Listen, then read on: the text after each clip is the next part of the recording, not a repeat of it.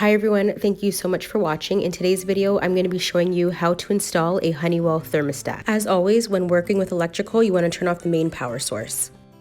You're going to go ahead and push the wiring through that opening. The thing that I like about this thermostat is that you don't have to worry about leveling it. If you can see, the screw hole on the left is horizontal and the one on the right is vertical. So what you want to do is you want to screw in the screw on the left, then the one on the right, and you can adjust it if need be. And then take the screws that are provided and screw them in to secure the back plate.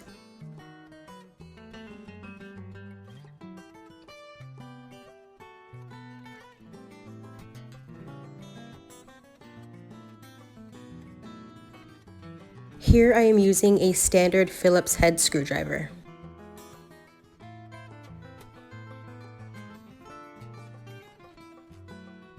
You're then going to take the colored wires and put them in their corresponding slot.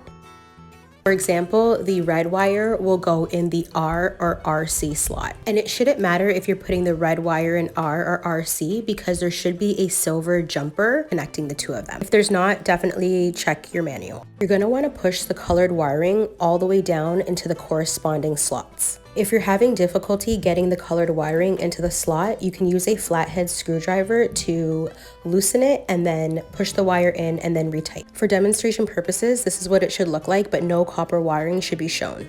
Next, you'll need AA batteries. Next, you're going to take the thermostat and attach it to the back plate by starting from the top where the hinges are and slide it down.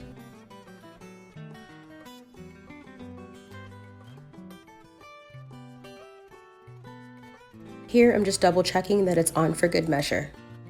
And that is it. You can go ahead and consult the manual to set the date and time as well as program the thermostat to your liking. Alternatively, I'm not a tech person and I was able to do those tasks without consulting the manual. Thanks so much for watching. Bye for now.